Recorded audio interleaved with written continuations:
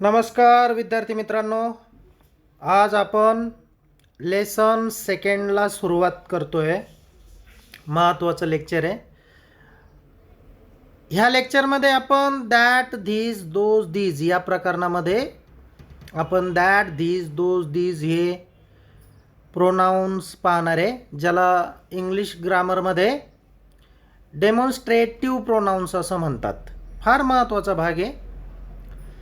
हे आपलं ह्या लेसनचं दुसरा धडा, त्याचं पहिलं लेक्चर असणार आहे. तर ह्या लेक्चरमध्ये आपण काय पाहणार आहे, तर काय असतं, जसं एखादी गाडी तिच्या म्हणजे गाडी पेट्रोलशिवाय काही कामाची नाही, त्याच पद्धतीने एखादा धडा शिकायचा असेल, भाषा शिकायची असेल, तर त्या भाषेत वापरली जाणारे शब्द फार महत्त्वाचे असतात. त्या धड्यात जे आपण सेंटेन्स शिकणार आहोत, ती सेंटेन्स बनवण्यासाठी जी शब्द लागतात ती फार महत्त्वाची असतात. अशी खूप महत्त्वाची शब्द अगदी निवडून या धड्यामध्ये आपण इन्क्लूड केलेली आहे. खूप महत्त्वाची शब्द कलेक्ट करून ती सर्व शब्द ह्या पाठात ह्या लेक्चरमध्ये आपण कव्हर करणार आहे. तर सर्वांनी व्यवस्थित ते शब्द लिहून घ्या आणि पाठ करा, कारण पूर्ण प्रकरण होस्तोवर ह्या शब्दाच्या व्यतिरिक्त एकही शब्द नवीन वापरण्याची गरज पडणार नाही. चला आपण आपल्या धड्याकडे वळूया. तर वाचा, हेडलाईन वाचा. प्रकरण दुसरे सुरू करण्यापूर्वीची पूर्वतयारी. हेडलाईनहून तुमच्या लक्षात आलं असेल की आपण ह्या प्रकरणात नेमकं काय घेणार आहे. इंग्रजी व्याकरण आणि शब्दसंग्रह मार्गदर्शिका ही आपली एक मार्गदर्शिका असणार आहे का बाबा, तुम्हाला या प्रकरणामध्ये काय असावं, काय करावं लागणार आहे. तर ह्या प्रकरणात आपण दॅट, धीस, दोज आणि दीज हे चारच सब्जेक्ट वापरणार आहे. याच्या अगोदर आपण he, she, it, noun, you, we, they ही जी सब्जेक्ट वापरत होतो, तर आता ही वापरायची गरज नाही, म्हणजे वापरणार नाही आहे. तर यांच्याऐवजी आपण दॅट, धीस, दोज आणि दीज वापरणार. मग जी सब्जेक्ट आपण वापरणार आहे त्याला नेमकं म्हणतात काय हे माहीत असणं फार गरजेचं आहे. मग दॅट म्हणजे थोडक्यात सांगायचं म्हणजे हे शब्द कधी वापरतात, जेव्हा आपण बोटाने एखादा व्यक्ती आणि एखादी वस्तू जर दाखवत असेल तर ही प्रोनाउन्स, ही सब्जेक्ट वापरली जातात. That, this, those, these. पहिला शब्द बघूया, दॅट. दॅटचा अर्थ काय होतो, तो, ती, ते. एवढंच लक्षात ठेवायचं. जेव्हा एखादी गोष्ट, एखादी वस्तू लांब असते आणि एकच असते, त्यावेळेला आपण म्हणतो दॅट. हे कळालं नसेल तर याच्या फंद्यात पडू नका. आपल्याला, आपण मराठी भाषिक लोक आहे, आपल्याला माहिती आहे ती माझी वही आहे. आता जवळ असल्यावरती तर आपण असं म्हणणार नाही. आता एखादी माझ्या बाजूला वही पडलेली, आपण असं म्हणणार नाही ती माझी वही आहे. जेव्हा ती दूर असेल त्याच वेळेला आपण ती म्हणू. सॉरी, थोडी तब्येत खराब आहे माझी, त्याच्यामुळं काल लेक्चर घेणं झालं नाही. दुसरा शब्द धीस. धीस म्हणजे हा, ही, हे. धीस कधी वापरतात, एखादी वस्तू जवळ असेल आणि एकवचनी असेल. एकवचनी म्हणजे काय, एक असलेली वस्तू किंवा व्यक्ती.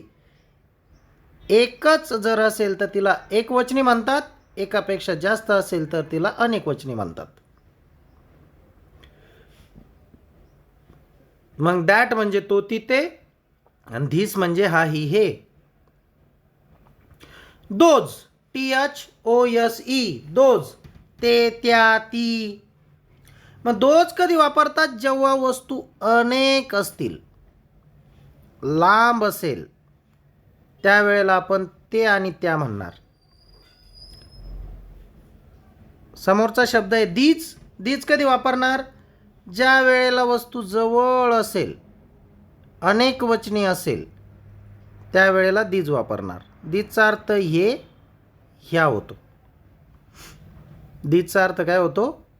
हे, ह्या.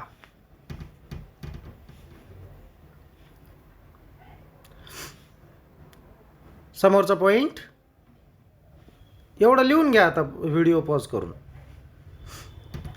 मालकी दर्शक सर्वनामे. आता ही जी खालची सर्वनामे आहे ही मालकी दर्शक आहे, ज्याला पजेसिव्ह प्रोनाउन्स असं म्हणतात.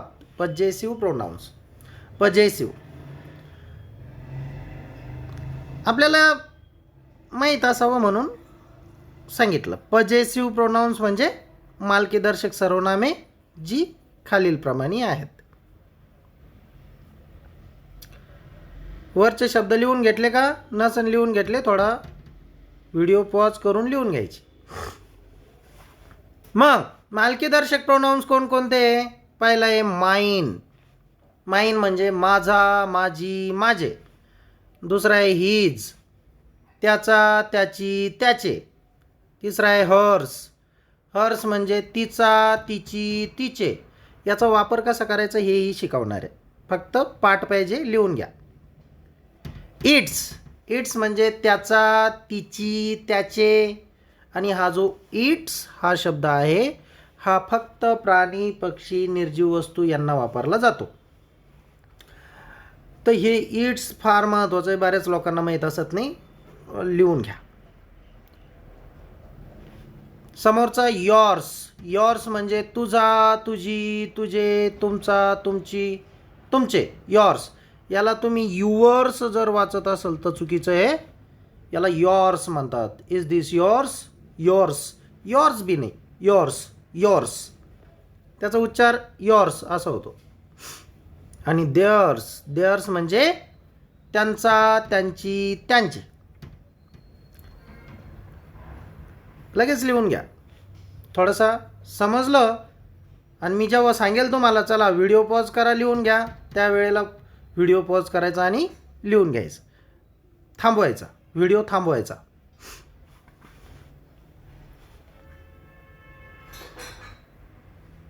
समोरचा पॉईंट तिसरा.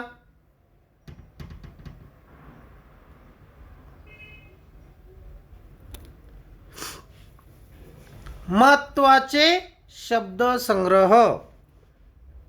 नाउन्स. ही नाउन्स आहे, नामे, सर्व नामे. मग पहिला बुक. बुक म्हणजे पुस्तक. दुसरा पेन. पेन म्हणजे पेन. बॅग म्हणजे पिशवी, दप्तर. चेअर म्हणजे खुर्ची. TABLE टेबल म्हणजे टेबल. BOTTLE बॉटल म्हणजे बाटली. PHONE फोन म्हणजे फोन. BOX बॉक्स म्हणजे डब्बा. CAP कॅप म्हणजे टोपी. UMBRELLA umbrella. अम्ब्रेला म्हणजे छत्री. ROOM room. रूम म्हणजे खोली. HOUSE हाऊस म्हणजे घर. SCHOOL स्कूल म्हणजे शाळा. PICTURE picture. पिक्चर म्हणजे पिक्चर, पिक्चर म्हणजे चित्र. BOARD, बोर्ड, बोर्ड म्हणजे फळा. व्हिडिओ पॉज करा आणि शब्द लिहून घ्या.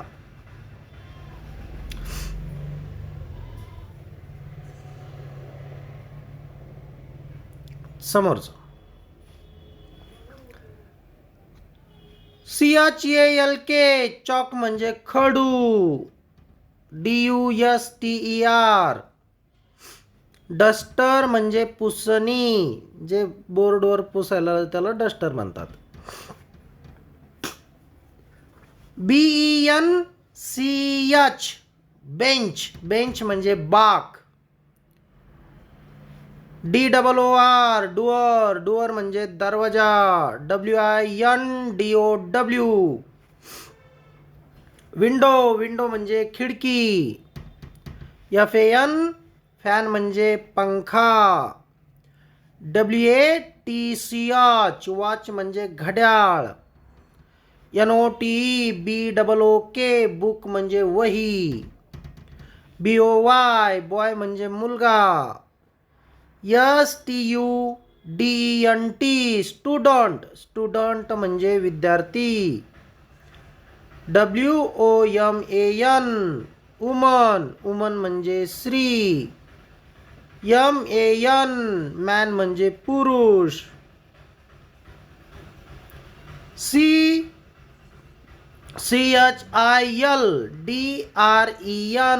चिल्ड्रन, चिल्ड्रन म्हणजे मुले.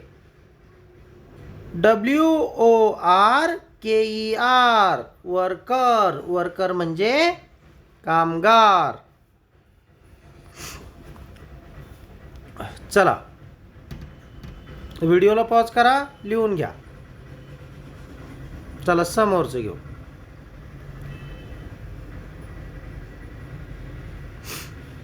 आता जे वर आपण बघितले ते नाऊन बघितले आणि आता हे जे बघणार आहे ते ॲडजेक्टिव्ह बघणार आहे. नाऊन आणि ॲडजेक्टिव्ह एकत्र करून आपण फार सुंदर शब्द तयार करू शकतो. म्हणजे ते आता मी दिलेली तुम्हाला थोडीशी. तर ॲडजेक्टिव्ह पाठ असणं फार गरजेचं आहे, नाऊन पाठ असणं फार गरजेचं आहे. दोन्हींना एकत्र करून आपण एवढे सुंदर सुंदर शब्द बनवू शकतो आणि एकदम असं प्रभावी शब्द बनतात. हे पाठ करा. समोरचे शब्द घ्या. आता आपण बघूया चौथा पॉईंट, विशेषणे ॲडजेक्टिव्ह. गुड, GOOD, गुड म्हणजे चांगला. बॅड म्हणजे वाईट. बिग म्हणजे मोठा. स्मॉल म्हणजे लहान. टॉल म्हणजे उंच. शॉर्ट म्हणजे बुटका, लहान. ओल्ड म्हणजे जुना किंवा म्हातारा, म्हातारी. न्यू, NEW, न्यू म्हणजे नवीन. क्लीन म्हणजे स्वच्छ. डर्टी म्हणजे घाणेरडा. ऑनेस्ट म्हणजे प्रामाणिक. याला बरीच लोक हॉनेस्ट असं वाचतात, पण ते ऑनेस्ट असतं. हे H सायलेंट येतं, त्याला फक्त O पासून पुढंच वाचायचं, ऑनेस्ट.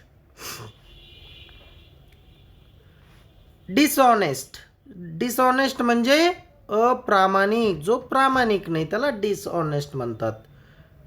काइंड, काइंड म्हणजे दयाळू.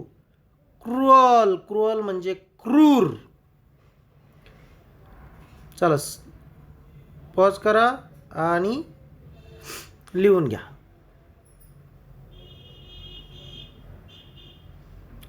समोरचा लेझी, लेझी म्हणजे आळशी. हार्डवर्किंग, हार्डवर्किंग म्हणजे मेहनती. क्लेवर, क्लेवर म्हणजे हुशार. इंटेलिजंट, इंटेलिजंट म्हणजे बुद्धिमान. केअरफुल, केअरफुल म्हणजे काळजी घेणारा. केअरलेस, केअरलेस म्हणजे बेफिकीर. ब्रेव, ब्रेव म्हणजे धाडशी.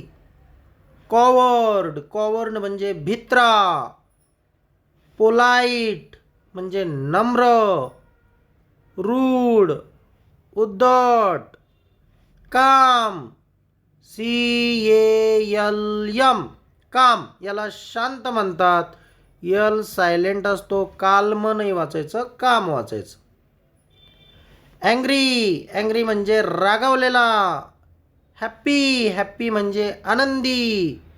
सॅड, SAD, सॅड, सॅड म्हणजे दुःखी.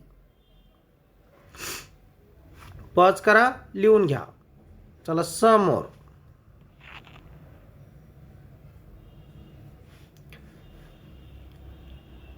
कॉन्फिडंट, कॉन्फिडंट म्हणजे आत्मविश्वासी. आत्मविश्वासी किंवा आत्मविश्वासू.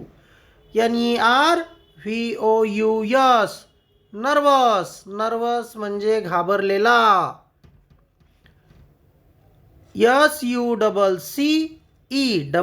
SUCCESSFUL. सक्सेसफुल, सक्सेसफुल म्हणजे यशस्वी. अनसक्सेसफुल, अयशस्वी. ॲक्टिव्ह, सक्रिय. स्ट्रॉंग, मजबूत. वीक, कमकुवत. रिच, श्रीमंत. पुअर, गरीब. इम्पॉर्टंट, महत्त्वाचा. युजफुल, उपयुक्त. ब्युटिफुल, सुंदर. अगली, कुरूप. बिझी, बिझी, बिझी व्यस्त. चला स्क्रीनशॉट लिहून घ्या.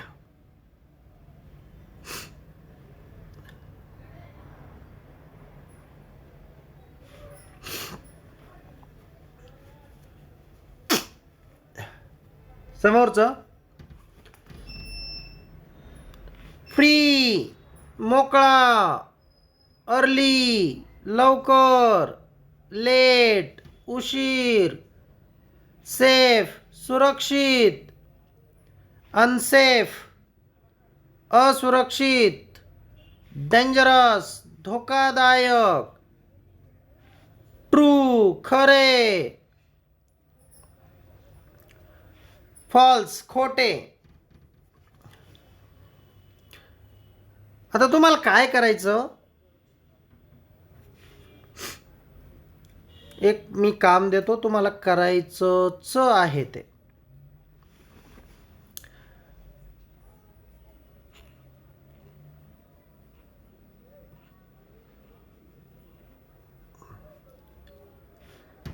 हा शब्द अगोदर लिहायचा, गुड. गुड, चांगलं. काय काय असू शकतं चांगलं? बॉय असू शकतो, गुड बॉय.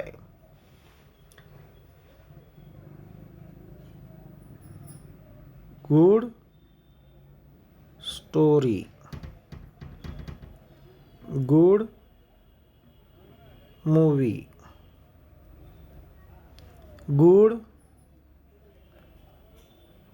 Good book. तर या गुड पासून गुड बुक. आता या गुड पासून असे 5 शब्द तयार करायचे. बॅड पासून 5 करायचे, बिग पासून 5 करायचे, स्मॉल पासून 5 करायचे. तर मी काही शब्द तुम्हाला बनवून दाखवले आहेत, ते व्यवस्थित पाठ करायचे आणि हे शब्द तुम्हाला बनवायचे आहे. बनवायचेच. आता न्यू पासून कोणते बनवणार तुम्ही? न्यू बुक, नवीन पुस्तक. न्यू हाऊस, नवीन घर. न्यू फ्रेंड, नवीन मित्र. न्यू ड्रेस, नवीन dress. New shirt, new pant, new book, new notebook. बरेच आपण तुम्ही बनवू शकता. आता मी काही बनवलेले आहे तुम्हाला दाखवतो.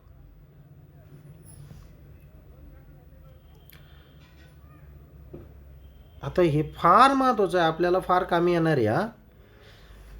विशेषण प्लस नाम म्हणून एक ॲडजेक्टिव्ह प्लस नाऊन मिळून काही शब्द बनवलेले, व्यवस्थित पाठ करा. गुड बॉय, गुड म्हणजे चांगला, बॉय म्हणजे मुलगा, काय झालं चांगला मुलगा. ग्रीन ट्री, हिरवे झाड. तुम्हाला जर काही नाऊन असेल पाठ आणि काही ॲडजेक्टिव्ह असेल पाठ, तर दोघेचं मिळून तुम्ही खूप सारे शब्द तयार करू शकता. टॉल बिल्डिंग, उंच इमारत. ऑनेस्ट पर्सन, प्रामाणिक व्यक्ती. लेझी वर्कर, आळशी कामगार. स्मॉल विलेज, लहान गाव. ओल्ड हाऊस, जुने घर. हार्ड प्रॉब्लेम, कठीण समस्या. इम्पॉर्टंट रूल, महत्त्वाचा नियम. क्लीन रूम, स्वच्छ खोली. फेमस प्लेयर, प्रसिद्ध खेळाडू. युजफुल इन्फॉर्मेशन, उपयुक्त माहिती. कोऑपरेटिव्ह पर्सन, सहकार्य करणारी व्यक्ती. इम्पॉसिबल टास्क, अशक्य काम. वर्क म्हणजे बी टास्क होतो आणि वर्क म्हणजे बी काम होतं आणि टास्क या शब्दाचा अर्थही काम असाच होतो. मग वर्क आणि टास्कमध्ये काय फरक आहे? वर्क आणि ह्या टास्कमध्ये काय फरक आहे? टास्क तर याच्यात एवढाच फरक आहे, वर्क ही साधी साधी राहतात आणि टास्क खूप कठीण राहतो. एखाद्याला जर सांगितलं पाणी आण, हे झालं काम वर्क, आणि एखाद्याला जर सांगितलं डोंगरावरून पाणी घेऊन ये, तर हा झाला त्याच्यासाठी टास्क. एखाद्याला जर सांगितलं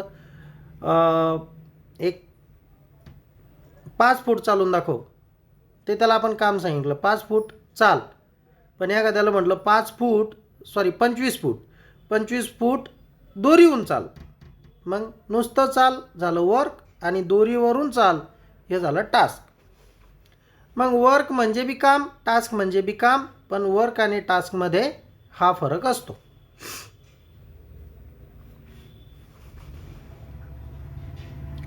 कुठपर्यंत आलतो आपण? टास्क. इम्पॉसिबल टास्क, अशक्य काम. इनफ मनी, पुरेसे पैसे. चला समोर.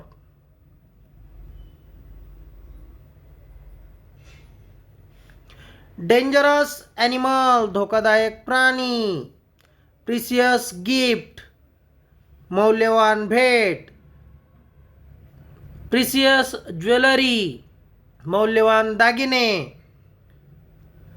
रिस्पॉन्सिबल सिटीजन, जबाबदार नागरिक. रिस्पॉन्सिबल म्हणजे जबाबदार, सिटीजन म्हणजे नागरिक. डिफिकल्ट क्वेश्चन, कठीण प्रश्न. गोल्डन अपॉर्च्युनिटी, सुवर्ण संधी. आणि एवढे मोठमोठे जर शब्द पाठ होत नसतील तर अगोदर हा शब्द पाठ करायचा आणि मग हा पाठ करायचा. प्रिसियस म्हणजे मौल्यवान. तर हे सर्वात महत्त्वाचं. आता याच्यानंतर आपण सांगतोय, लक्ष देऊन ऐकायचं. चला आता शेवटचा भाग राहिला आपला, तेवढा एकदा समजून सांगतो, आपलं लेक्चर इथं संपेल. मी जर नुसतं दॅट लिहिलं, हे व्यवस्थित ऐका बरं का, कारण फार महत्त्वाचं आहे. दॅट लिहिलं तर आपण याला काय म्हणणार? तो म्हणणार. तो, ती, ते एक वस्तू असेल.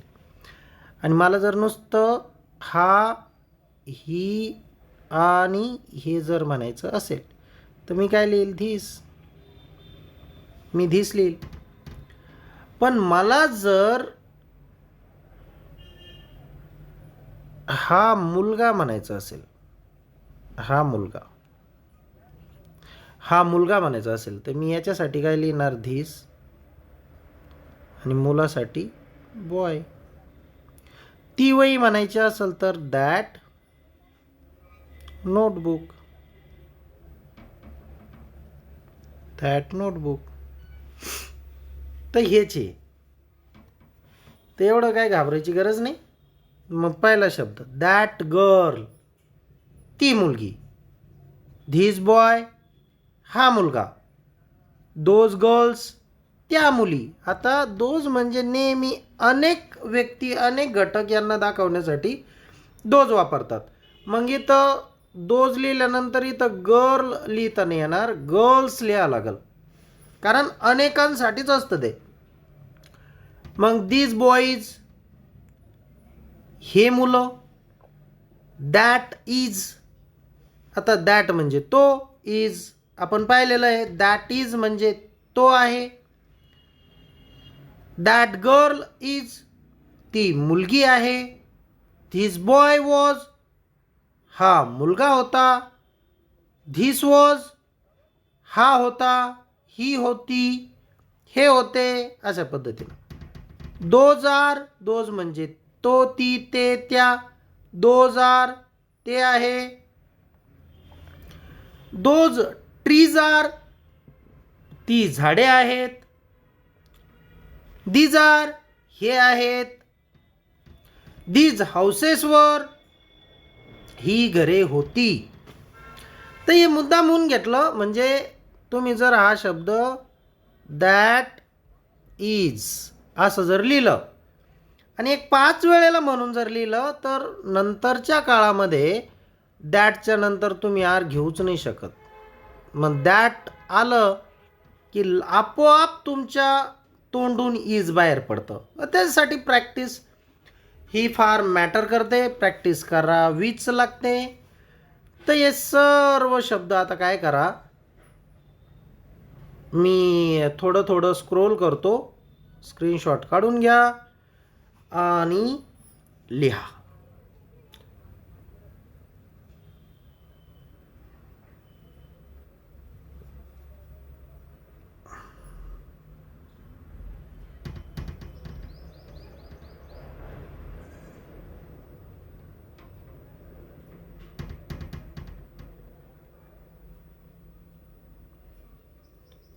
लिहिले नसतील तर लिहून घ्या.